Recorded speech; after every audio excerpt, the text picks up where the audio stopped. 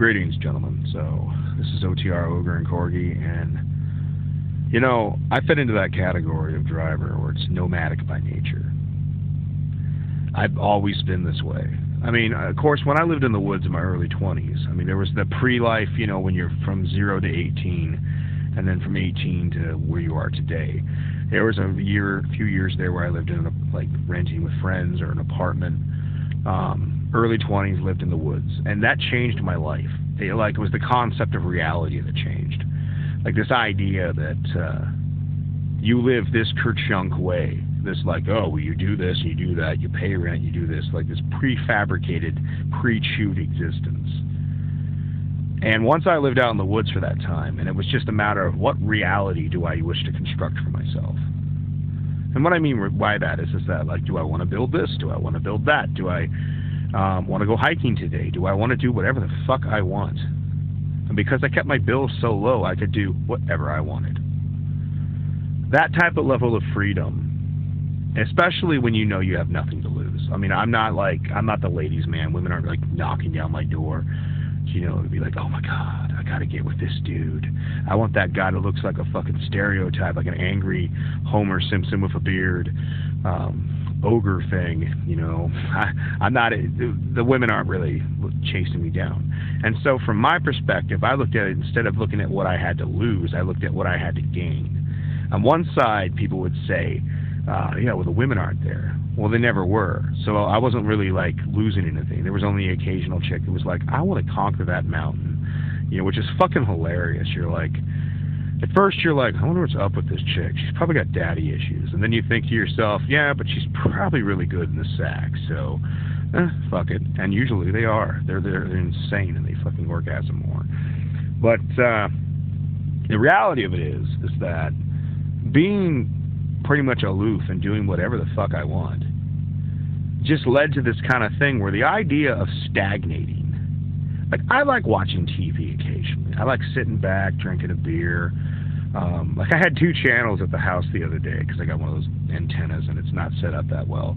I was watching the golf for shits and giggles while I was organizing some stuff. So I was doing something. I had me one of those Budweiser Clamatos over there on the table. And then I was going through these, what do you call them? Drawers. I had, those plastic sterilite drawers, just cleaning out some shit. And while I was doing that, I was watching golf, and I'm like, I've never liked golf that much. I don't hate it, I was boring, but I'm like, it's on, watching it. I'm like, this is what it's like to be normal.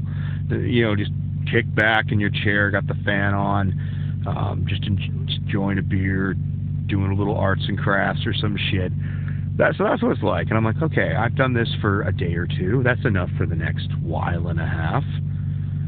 And then there's the rest of the world. Okay, so I wake up in a pine tree forest in Montana. Well, I'd see Douglas for a pine tree forest.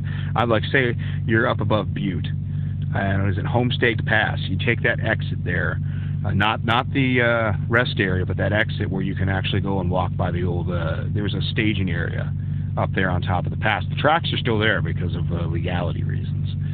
If they tear them out, they got to restore all the land to the original form, and it's just going to cost way too much. So they're like, no, this rail is not abandoned, even though we haven't used it since the 1980s. So you're up there parked in this kind of parking lot. There's an outhouse there or something like that. And you're in the middle of nowhere. And maybe another time you're all the way down there in Tucson at the Triple T. And by the way, I don't know if it's still as good as it used to be, but the biscuits and gravy, they give you a bowl of gravy and these fucking huge biscuits, and it's practically free. It's almost nothing. If you are a broke person bumming change, you're out there bumming change. The Triple T has the food for you, but some places they're even dicks. They have the sign that says no hitchhikers. One of my buddies, he has this picture of him when him and his buddy were out hitchhiking. It was somewhere down in Washington, and it was a sign that says no hitchhikers allowed. Homeless or hitchhikers allowed. And he has a picture of him pointing at it, just having a disgruntled look on his face. And it's I'm like, God, it's funny. But that's the thing, man. I mean, you see so much of the country. And occasionally you got to look for things to do, too. You're going through an area and you got some time, and if you can bobtail, you can unhook from the trailer, drop the trailer, put your kingpin lock on. Don't fuck around. Put your kingpin lock on, and if you happen to have airlocks on there. Lock the back of your trailer. You know, that way if you have anything in there, nobody steals anything. Or I heard this one guy say, some homeless guy took a shit in the back of my trailer. I'm like, you sure that was a homeless guy? He's like, well, what do you mean? Who the hell else would do that? I'm like, did you cut somebody off in the truck stop, or did you flip somebody off at the buffet? And he's like, He's like thinking about it. It's like, I'm like, yeah, that's probably the guy that fucking shit in your trailer. But lock the back of your trailer, kingpin lock, all that shit, and maybe figure out what's going on in that town. And personal conveyance your ass to something entertaining. You know, like you are literally everywhere in this country. It's such a beautiful country. And the idea that people are like, well, what are you going to do when you get old? You got a lot of time to sit around doing nothing when you're dead. And I admit I'm in bad shape right now. I'm overweight. I need to get my act together. You know, maybe go back to shave my head. You know, big thick beard, shave my head. But yeah, God so loved the world that He wanted the ultimate laugh. He made male pattern baldness. You're like, you couldn't have just fucking took the sides and left the eagle's egg on the top, because then at least I could do a mohawk all the time. But now I look like I was missing a spike, and it looked all fucking weird. But if I wasn't driving truck, I would still be the exact same guy I am today. After ultimate freedom, going back to stagnation is like being condemned. And it's like what some of the guys who go, what I've seen some of these videos who do day cab, but they're realizing, number one, it does not pay what they're saying. You know, not those guys, but they're realizing that their pay isn't as good, and the cost of living is ridiculously expensive. Now, if I have property, I am more likely to be that guy who's out there, sorry, there's some noise outside. I'm more likely to be that guy that's just going to hop in my van and build maybe the ultimate bug-out van, as the joke goes, with the solar panels on top. Right now, I don't have any panels on this van. I don't really need them either. I mean, this cell phone, I can charge off the solar panels on little tiny. I got the cell phone solar panels. I can literally charge it off the fucking battery on the van, and then you drive somewhere, it recharges your battery. So you park in this clear cut here, and then you drive down to the lake, and you go swimming and party all day, read a book, during the hot time, maybe swim a little more. Yeah, I would be that guy. And like say I'm in Northwest Washington, like I'm out there on the peninsula, the Olympics and shit. Right now, say it's smelting, so I go out smelting when the tides are good for this, and then when the tides, assuming there's no paralytic shellfish disease, I go over to a place where I can pick shellfish on the low tides, dig clams and shit.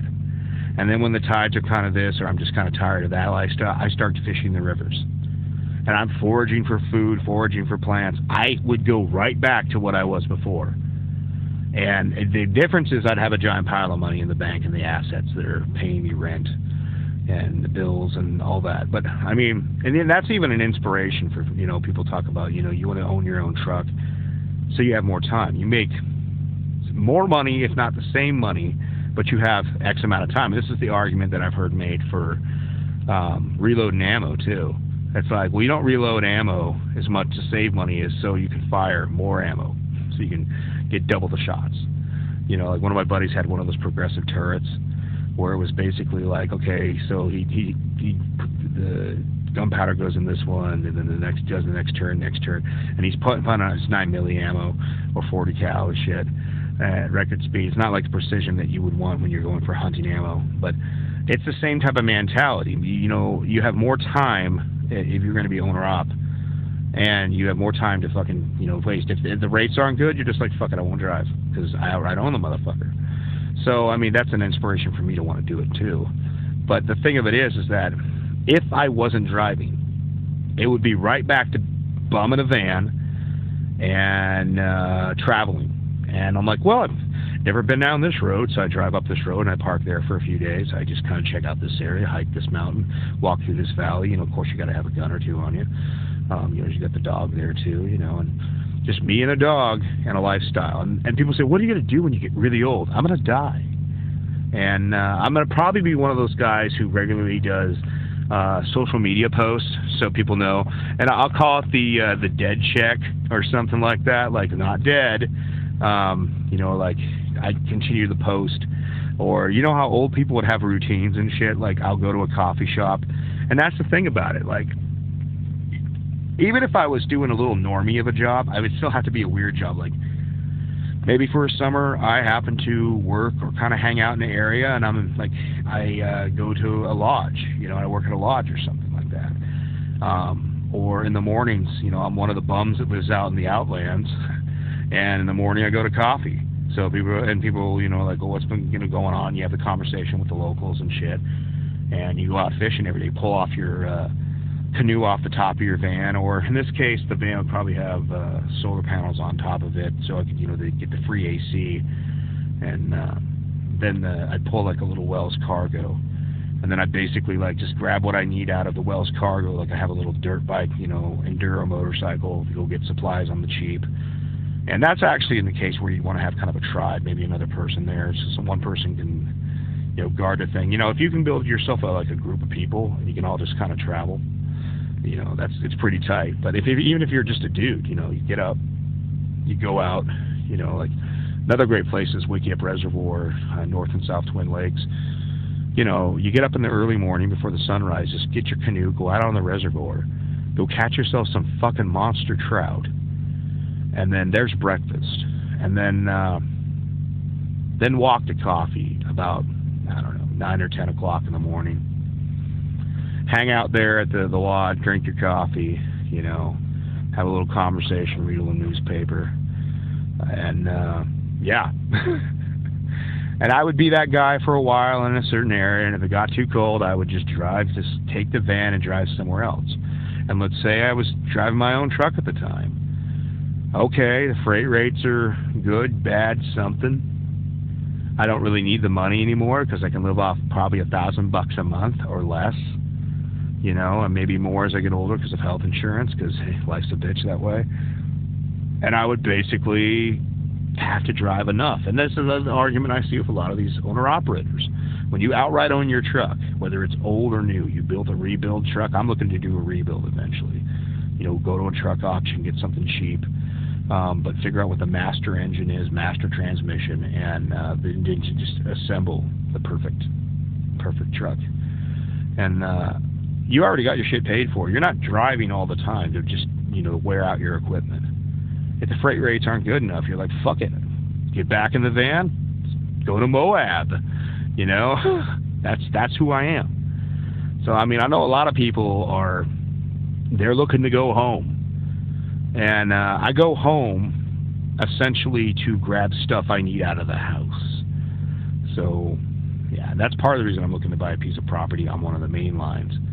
Where, like, there's this one place in Wyoming I know of where there's a truck stop right next door to this little town. And it's like, I could just walk from the truck stop to the place, rent out the rooms to the place, to some locals to pay all the bills, to make the place pay for itself and then some, and then just basically use that as a sort of storage unit I can easily walk to. It's right on the line, so I don't have to waste excess fuel. And plus I could use it as a tax haven. But me, as far as my use for the place, fuck that, I got no use for that shit. That's for normies, man. I'm a nomad. So, yeah, y'all have a good time. Keep the wheels on the ground, all that shit, shiny side up. So yeah, y'all take it easy.